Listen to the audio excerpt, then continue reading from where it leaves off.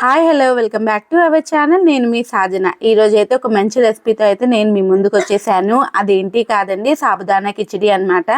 అదే సగ్గుబియ్యం కిచిడి అంటారు కదా, అది చాలా లైట్ వెయిట్ గా ఉంటుందండి. ఈ ఫుడ్ అయితే మాత్రము ఇది చేసుకునే విధంగా చేసుకుంటే మాత్రం చాలా బాగుంటుందండి. దట్టు లూజ్ గా కూడా వస్తుందన్నమాట. ఇంకా లేట్ ఎందుకు, ప్రాసెస్ లోకి అయితే వెళ్ళిపోదాం. ముందుగా అయితే ఇక్కడ నేను సగ్గుబియ్యం అయితే ఒక బౌల్ దాకా తీసుకుంటున్నాను. ఇది వచ్చేసరికి పెద్ద సగ్గుబియ్యం అంటాం కదండి, అదైతే నేను తీసుకున్నాను అనమాట. చిన్న సగ్గు బియ్యంతో ఏంటంటే మొత్తము జావలాగా అయిపోతుందండి. అందుకనే మాక్సిమం పెద్ద సగ్గు బియ్యంతో కిచిడి అనేది చేస్తాము. ఇంకా దాన్ని అయితే మంచిగా 1-2 సార్లు అయితే మంచిగా వాష్ చేసుకోవాలి. ఆ స్క్రాచ్ అంతా పొయ్యేంతలాగా వాష్ చేసుకొని ఒక 2 బౌళ్ళ దాకా నీళ్ళు వేసేసుకొని మూత పెట్టేసుకొని అయితే ఒక 8 గంటలు అయితే నానపెట్టుకోవాలి. ఆ తర్వాత చూసారు కదా, మంచిగా నానిపోతుంది అనమాట. ఓవర్ నైట్ అయితే ఇలా నానపెట్టేసుకున్నామంటే ఇంకా దాన్ని అయితే ఇలా అయితే వడగట్టేసుకోవాలి. తర్వాత స్టవ్ మీద అయితే 1 కప్పు దాకా పల్లీలను తీసుకొని మంచిగా వేయించుకొని ఇలా అయితే చల్లార్చుకున్న తర్వాత మిక్సీ చేసుకొని ఇలా పొడిలా చేసుకోవాలన్నమాట. ఇది చాలా బాగుంటుందండి ఇది వేయడం వల్ల టేస్ట్ అయితే. ఆ తర్వాత అయితే అదే మిక్సీ జార్లోకి మీ కారానికి తగ్గట్టు అయితే పచ్చిమిర్చిని అయితే వేసుకోవాలి.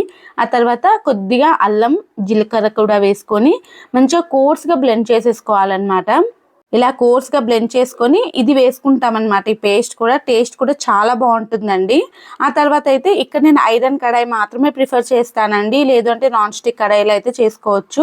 స్టీల్ కడాయి అయితే మనకు సాబుదానా మొత్తం అతుక్కుపోతుంది. ఆ తర్వాత కడాయిలో కొద్దిగా ఆయిల్ వేసుకొని సన్న తరిగి పెట్టుకున్న ఉల్లిపాయలు కూడా వేసేసుకొని అవి బాగా వేగిన తర్వాత సన్న తరిగి పెట్టుకున్న ఆలుని వేసుకొని అది కూడా మంచిగా వేగిన తర్వాత అయితే మనం ఇందాక ప్రిపేర్ చేసి పెట్టుకున్నాం కదా, పచ్చిమిర్చి అల్లం జీలకర్ర వేసుకొని అది కూడా వేసేసుకొని అది కూడా పచ్చివాసన పోయేంత వరకు అయితే ఫ్రై చేసుకోవాలన్నమాట. ఇలా ఫ్రై చేసేసుకొని మూత పెట్టేసుకొని అయితే మగ్గించుకోవాలి. ఒక 5 మినిట్స్ మగ్గిన తర్వాత మనకు ఆలు అంతా కూడా నీట్గా కుక్ అయిపోయి ఉంటుంది. ఇంక ఇందులోనైతే మంచిగా కరివేపాకు సన్న తరిగి పెట్టుకున్న క్యారెట్ తురుము కూడా వేసేసుకొని మీకు నచ్చితే ఇక్కడ పచ్చి బఠానీ లాంటివి కూడా యాడ్ చేసుకోవచ్చు. ఆ తర్వాత బాగా వేగిపోయిన తర్వాత అయితే మీ రుచికి తగ్గట్టు కొద్దిగా సాల్ట్ వేసేసుకొని నానబెట్టుకున్న మన సగ్గుబియ్యం కూడా ఇందులో వేసేసుకొని ఒకసారి బాగా కలిపేసుకొని మూత పెట్టేసుకొని అయితే మంచిగా మగ్గించుకోవాలన్నమాట.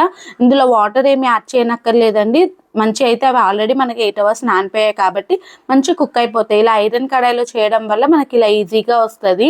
అదే స్టీల్ కడాయి అయితే అతుక్కుపోతూ ఉంటుంది అనమాట. ఇలా మంచిగా అన్ని కూడా కుక్ అయిపోయిన తర్వాత అయితే మనం వేయించి పెట్టుకున్న పల్లీల పొడి ఉంటుంది కదా, అదొక 3 స్పూన్లు వేసేసుకోవాలి. లేదు మనకు పల్లీల పొడి ఇష్టం లేదంటే ఇంట్లో పప్పుల పొడి ఉంటుంది కదండి, అది కూడా వాడుకోవచ్చు. ఇలా ఒకసారి అంతా కూడా కలిపేసుకోవాలన్నమాట పల్లి పొడి వేసుకొని. ఫైనల్గా అయితే ఇంకా సన్న తరిగి పెట్టుకున్న కొత్తిమీర కూడా యాడ్ చేసేసుకున్నాము అని అంటే మన సాబుదానా కిచిడి అయితే ఇక్కడి వరకు అయితే రెడీ అయిపోతుందండి. చాలా డెలిషియస్గా ఉంటుంది టేస్ట్ మాత్రము. ఒక్కసారి చేసుకుంటే మాత్రం పదే మీరు బ్రేక్ఫాస్ట్లోకి ఇదే ప్రిఫర్ చేస్తారండి. ఈ బ్రేక్ఫాస్ట్ అనేది ఎక్కువ శాతం అయితే నార్త్ సైడ్ అయితే ఎక్కువ ప్రిఫర్ చేస్తారు. ఇప్పుడైతే మన సౌత్లో కూడా ఇదైతే తింటున్నారనమాట. చాలా ఎమ్మీగా చాలా డెలిషియస్గా ఉండే ఈ సాబుదానా కిచిడి అయితే మీకు నచ్చిందనే అనుకుంటున్నాను నేనైతే. ఈ వీడియో కానీ మీకు నచ్చితే మీ ఫ్రెండ్స్ అండ్ రిలేటివ్స్కి అయితే షేర్ చేయండి. అలానే ఈ వీడియో మీకు నచ్చితే లైక్ చేయండి. మరిన్ని రెసిపీస్ కోసం మన ఛానల్ సబ్స్క్రైబ్ అయితే చేసేసుకోండి. ఈ సాబుదానా కిచిడిని మీరు ఎప్పుడైనా ట్రై చేశారా అన్నది కూడా కామెంట్ చేయండి. అలానే కొత్త రెసిపీస్ అయితే మన ఛానల్లో నేను పోస్ట్ చేస్తూనే ఉంటానండి. ఇలా మీ ఎంకరేజ్మెంట్ అనేది మీ లైక్ రూపంలో నాకు అందిస్తారని నేను అనుకుంటున్నాను. అలానే ఇంకో వీడియోతో ఇంకో రెసిపీతో నేను మీ ముందుంటాను. Signing of.